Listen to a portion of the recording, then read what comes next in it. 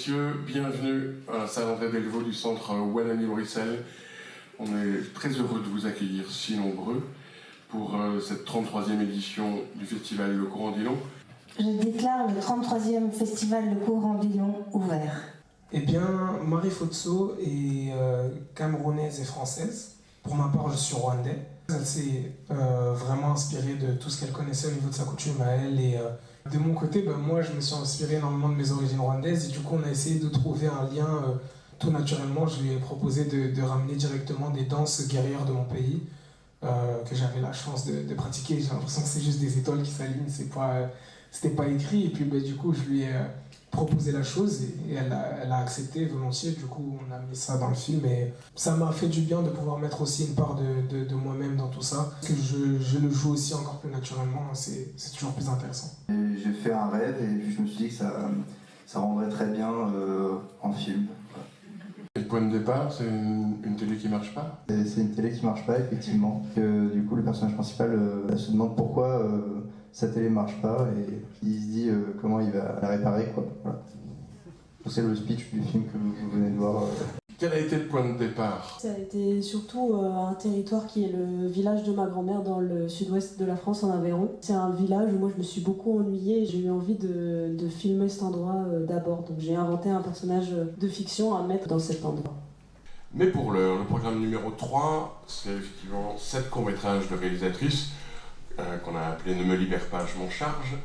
Ça fait il y a 4 ans en fait. La première idée, c'est en finissant mon premier film. Les premiers dessins ont commencé et c'est arrivé avec les 2 personnages. Une ours et un autre personnage. On voulait écrire une histoire romanesque et de réalisme magique. Et on voulait écrire un film qui se passait dans un port. Finalement, on est tombé sur le milieu des routiers. Disons que c'était peut-être un milieu où on trouverait le romanesque, là on l'attendait le moins. Puis il y a quelque chose chez ces chauffeurs routiers qui se retrouvent dans des restaurants et qui racontent leur histoire, comme des traversées, etc. Quelque chose qui évoquait le voyage et l'inconnu. Est-ce que c'est un souvenir d'enterrement qui a été le point de départ? Ben non, j'ai pas encore enterré mes parents, donc ça c'est Non, je une nouvelle. Mais j'en souhaite pas de mal. L'idée de les enterrer me terrorise. Pas au-delà de l'événement, c'est de parler au public. Déjà là, devant vous, c'est un truc qui me terrorise. Donc c'est un peu ça le sujet. C'est un film sur la pudeur, petit rejet des convenances, de manière générale. J'ai voulu en parler. S'il y a quelque chose de particulier sur ce plan, je crois qu'au début on voit les 3 rollers, ça nous met tout de suite dans... On plonge dedans, quoi. La chose particulière, c'est principalement qu'il a dû falloir faire du roller. Enfin, dans le sens où on ne savait pas faire de roller. Je me suis entraîné pendant des mois et des mois. J'y arrive pas. Paulin est venu me voir et m'a dit bon, on a trouvé une doublure pour demain. Elle aime beaucoup les road movies. C'est un truc en fait qui traverse pas mal de ses réalisations. Et elle aime bien challenger les acteurs sur des trucs comme ça. Et moi j'ai passé mon permis de conduire pour ce film. Et c'est pareil, j'étais pas ouf sur le tournage. Quel est le point de départ de ce conte? À la base, j'ai participé à un concours d'écriture de nouvelles dont le thème était Murmure et qui m'a inspiré une histoire qui s'appelait à l'époque Jura 1986. Et puis on s'est dit, en voulant l'adapter en scénario, qu'on n'aurait jamais la commission avec un truc qui s'appelle Jura 1986, donc on a relocalisé ça en Belgique. Et ça a marché. Et ouais. Je me demandais pourquoi est-ce que vous avez choisi de placer cette histoire fantastique dans les années 80 ? Pour plein de raisons en réalité. Pour une raison très pratique que pas de téléphone portable et communication beaucoup plus compliquée. Pour le fait aussi que dans les années 80, il y a eu beaucoup plus de neige. Notamment dans les fagnes maintenant, c'est très compliqué d'avoir de la neige et surtout de la neige qui va isoler carrément un chalet ou une maison. Oui, je m'étais renseigné aussi sur des grosses tempêtes de neige qui avaient eu lieu plus ou moins dans ces périodes-là. Et il y en avait une en 85. Et je me suis dit, ah bah zut, il y a une série belge qui s'appelle 1985 qui va sortir à peu près en même temps. Donc je me suis dit, bon bah tant pis, on va faire 1986. Bon après, j'ai appris qu'il y avait une série belge qui s'appelle Fagne qui sortait juste après.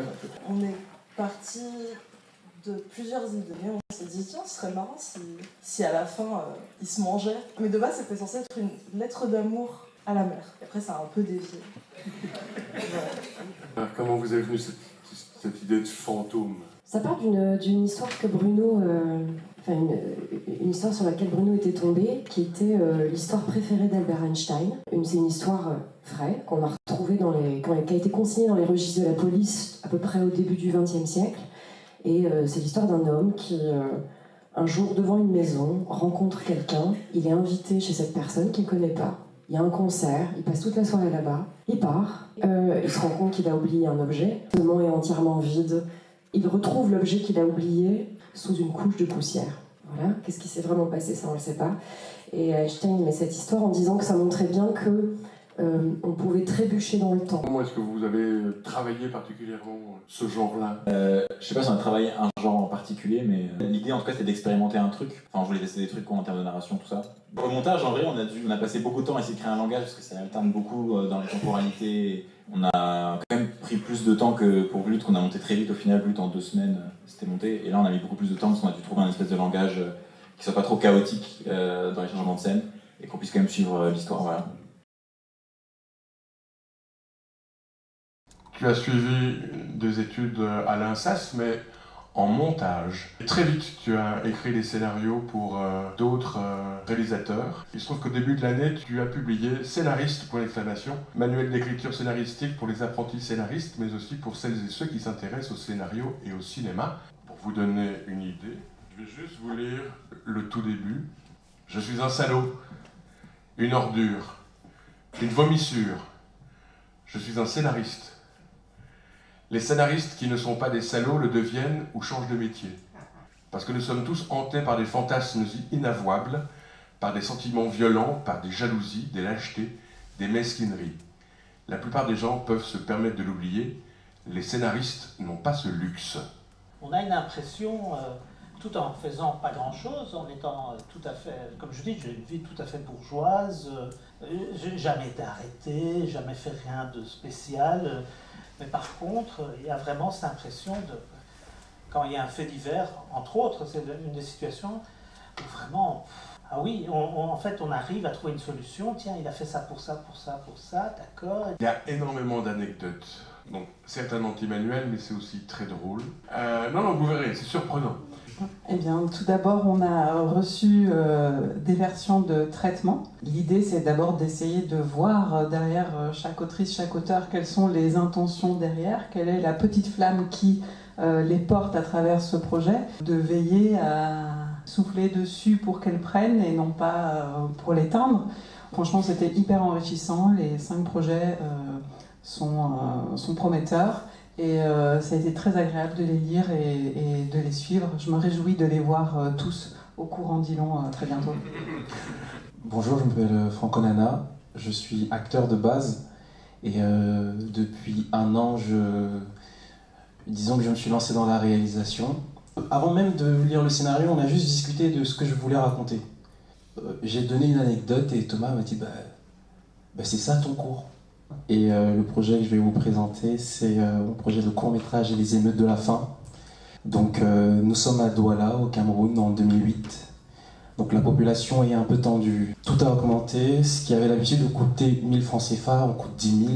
Le gouvernement bloque toutes les communications, il est impossible d'appeler à l'étranger ou de recevoir des appels. Mais dans tout ce chaos, vous avez 3 petits frères. Vous avez Noah, Franck et Junior. Noah a 15 ans, c'est le grand frère. Il s'occupe de ses petits frères en ville, à Douala. Il est obligé de s'occuper d'eux parce que sa mère est coincée au village. Sa mère a l'habitude de partir 1 semaine, 2 semaines, mais là, elle est au village depuis beaucoup plus longtemps, vu que les routes sont coincées et le gouvernement interdit de faire les longs trajets. Les vivres commencent à manquer et Noah se rend compte que les réserves de riz diminuent. Donc, ce que Noah décide de faire, c'est faire ce qu'il a toujours voulu faire, chasser. Noah réussit à attraper un oiseau, mais il est tellement beau, tellement mignon qu'il n'ose pas le tuer tout de suite. En gros, je veux faire ce film parce que c'est tout simplement ce qui m'est arrivé avant que j'arrive en Belgique. Donc je suis né au Cameroun et en 2008, il y a eu les subprimes, la crise économique. Tout le monde sait ce qui s'est passé du côté des States, du côté de l'Occident. Mais les pays émergents, c'était juste en voie de développement, c'était une catastrophe, c'était vraiment le chaos. Les émeutes, pour moi, ça a duré 20 jours. Donc ma mère était en Belgique et elle n'avait plus de contact avec nous. Et je vivais avec ma tante et mes cousins. Et on s'en est réduit à chasser des oiseaux pour essayer de manger. C'était très bon. Ça avait le goût du poulet. Mais je m'en suis rendu compte que c'était terrible ce qui nous est arrivé seulement il y a 2 ans, quand à l'université on parlait des émeutes de la faim. Et je me dis, mais ça me rappelle un truc. Et j'avais juste enfoui tout ça quand j'étais arrivé en Belgique. Et je me dis, mais attends, je me souviens d'une époque où quand j'étais au Cameroun et que c'était la guerre et que les gens se faisaient tirer dessus partout dans la rue, qu'est-ce qui s'est passé? Et j'ai fait des recherches et je me suis rendu compte que j'y étais en plein dedans et que c'était ce qui m'était arrivé. Et ce film, j'ai envie de le faire pour essayer de donner une explication à ce que je ne comprenais pas forcément quand j'étais petit. Je le dédie à tous les enfants qui ont dû grandir un peu trop tôt, comme Noah, mon cousin. Peu importe ce que tu veux raconter, il faut que ça te touche. De près ou de loin, tu dois avoir un rapport avec ce que tu vas dire pour que tu aies une sorte de crédibilité, que ce soit beaucoup plus facile quand tu commences à écrire. Monsieur le Président du Parlement francophone bruxellois, Mesdames, Messieurs, au nom de la directrice du Centre Wallonie-Bruxelles, Stéphanie Pécourt, soyez les bienvenus au Centre Wallonie-Bruxelles pour la soirée de clôture du 33e festival Le Courant du Lion. Cette année, nous avions une marraine. J'appelle à nous rejoindre l'actrice, réalisatrice et scénariste Marie Kremer. Nous sommes, très heureux d'avoir pu en choisir 32, qu'on a proposé en 6 programmes thématiques que vous avez pu découvrir. Et donc, on attend maintenant le résultat. Mais qui dit compétition dit jury, et nous avons eu la chance d'avoir un jury formidable. Il est journaliste et critique de cinéma, il collabore au magazine SoFilm, Bande à part, ainsi qu'aux émissions Court-Circuit sur Arte. Il est aussi enseignant à Paris 8 et à l'Université de Strasbourg. Pierre Charpillot. Il est coprésident de l'ARDA, qui est l'association des directrices et directeurs de casting. Il est aussi membre adhérent du collectif 50-50. David Bertrand.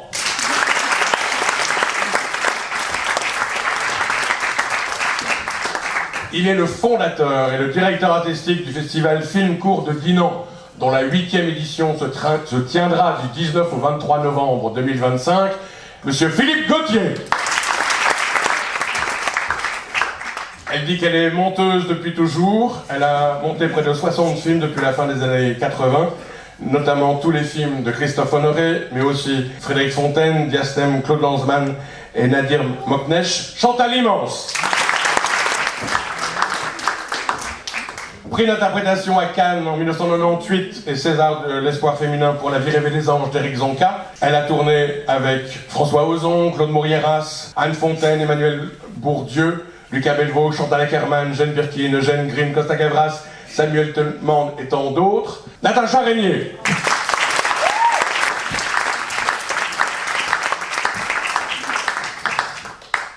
En parallèle de la compétition, nous avons mis en place, grâce au soutien du comité belge de la SACD, cette année, un atelier d'écriture de scénarios de courts-métrages. Nous avons lancé un appel à candidature au mois de janvier et nous avons choisi 5 projets et nous avons sollicité 3 professionnels pour un jury de lire les scénarios et désigner lequel d'entre eux recevra la bourse d'encouragement. Alors c'était un job pas facile qui nous a été confié à Philippe, Marie et moi-même, parce qu'en fait le niveau des scénarios était très relevé. C'était pas si évident de les départager, il fallait qu'on remette un prix. On a donc choisi un lauréat. Ce lauréat, pour le scénario des émeutes de la faim, c'est M. Franck Onana. Voici un chèque émis par le comité belge de la SACD, je suis très content de te le remettre, Franck. Et je sais que rien ne t'arrêtera, mais c'est un petit plus. Voilà, à toi, Franck. Moi, la première fois que je suis venu au Courant du Lion, c'était, je crois, il y a 6 ans, 6-7 ans. C'était pour un film de fin d'études. Et à chaque fois, je rencontre des gens extra, quoi. Et je remercie vraiment Louis pour cet atelier parce que je me suis dit, Franck, écrire un court-métrage solo, sans aide, sans personne, c'est trop galère. Et en fait, j'ai réussi à le faire avec l'aide des encadrants. Donc, grand merci et merci à la SACD. Je m'inscrirai chez vous. Au travers de sa juste critique du sexisme ordinaire, de sa représentation de la dure réalité du monde de la Restauration, Entre service déserté et dessert à la sobriété camélienne, le film qui nous a touchés grâce à sa compagnie d'acteurs piquants, son désir brûlant de mise en scène et son montage succulent, se fait définition même du cauchemar en cuisine. À la fois drôle, cru et dérangeant, nous avons le plaisir de remettre le prix coup de cœur de la RTBF à Glut de Victor Repuch-Robert. Merci beaucoup. Merci déjà. À mon équipe surtout, parce qu'on a fait ce film en autoproduction, donc je voulais juste dire que j'étais hyper reconnaissant de travailler avec eux et que vraiment ils participent. Enfin voilà, je n'aurais pas fait le quart de ce qu'on a fait sans eux. Voilà. Donc je voulais juste les remercier eux. Il y a Louis, le chef-op qui est là, et Lucie aussi, la monteuse. Et évidemment tous les acteurs, mais qui n'ont pas pu être présents. Mais voilà, je voulais remercier tous ces gens-là qui m'ont permis de faire ce film. Le court-métrage que je souhaiterais récompenser est une comédie dans laquelle 3 collègues de bureau, au bout du rouleau, à cause de la pression qu'ils subissent au travail, décident de faire exploser leur open space. Évidemment, pour notre équipe de bras cassés, rien ne va se dérouler comme prévu. Une savoureuse comédie loufoque et décalée que nous serons ravis de proposer sur BTV pour la rentrée. Le prix coup de cœur est attribué à Mehdi Pierret pour Adieu Bureau. Je suis très content, je suis trop content. Non, j'ai pas grand chose de très original à dire, mais j'ai vraiment une pensée pour toute l'équipe aussi. C'est un film fait avec un petit budget très rapidement, et donc j'ai vraiment une pensée pour tous les techniciens, techniciennes, acteurs, actrices qui ont participé chaleureusement à ce projet. On a eu la chance d'avoir cette salle pleine quasiment chaque fois. Et donc le public, à chaque séance, était invité à voter, à déposer son bulletin dans l'urne, ce qui permettait de déterminer quel film va recevoir le prix du public, qui est doté d'une valeur de 1 000 € par le centre Wallonie-Bruxelles. Et après tous les dépouillements, le prix du public est attribué à Jade de Benny pour Brûlure douce. Eh ben, un grand merci.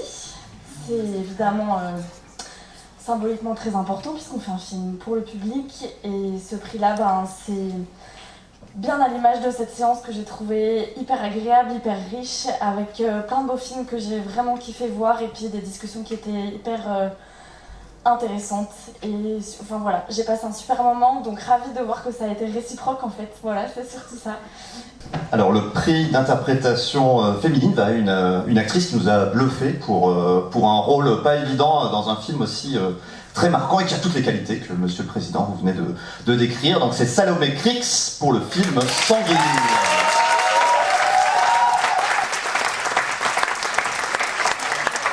Jouer dans des films bien écrits, avec des rôles bien écrits, avec des réalisatrices qui déchirent, c'est plus facile. Donc écrivez des bons films pour notre bien, nous les actrices, s'il vous plaît. Merci Capucine qui est absolument merveilleuse, et c'est grâce à toi, merci. Le prix d'interprétation masculine. Et peut-être 2 000 €, puisque nous avons voulu récompenser un duo d'acteurs. Faites ce que vous pouvez maintenant. Un duo d'acteurs aussi buté que tendre, et on ne voulait pas les séparer.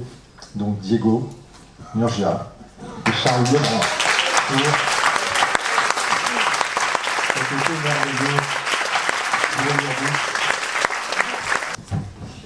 Merci beaucoup, super sympa. Voilà, merci beaucoup au jury et à tout le monde qui ont voté pour nous. Ça fait super plaisir que ce soit pour Charles et pour moi, pour Jade et pour toute l'équipe de ce film, parce c'est vraiment une super expérience, on a construit quelque chose, même avec Charles, on a vraiment construit un vrai duo de personnages. Ah oui, et aujourd'hui la lumière, elle doit être sur les peuples opprimés. Donc Free Palestine, s'il vous plaît.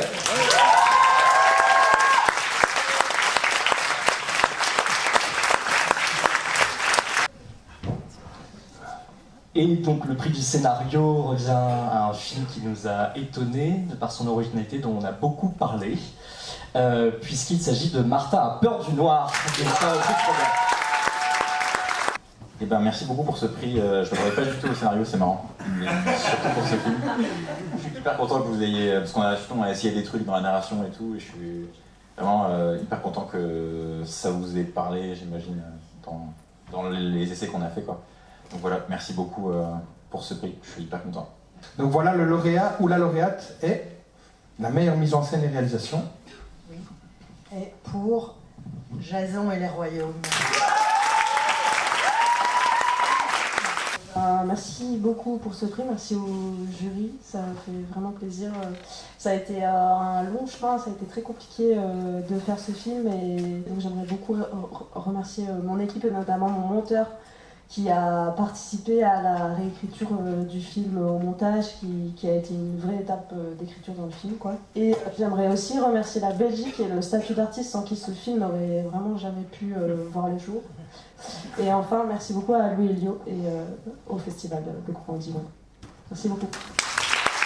Grand prix du 33e festival Le Grand Dillon est attribué à Julien Bernard Simon pour Une nuit d'avance.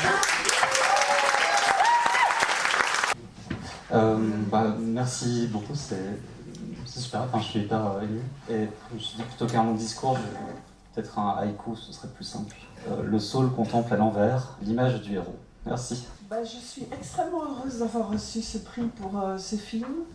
Je trouvais que c'était un super cadeau de recevoir ce scénario, extrêmement ambitieux au niveau de la mise en scène, la photographie. Et merci Julien. Merci d'être venu chez moi. J'appelle tous les autres lauréats à nous rejoindre pour la photo de famille pour cette fin de festival. Vous pouvez les applaudir.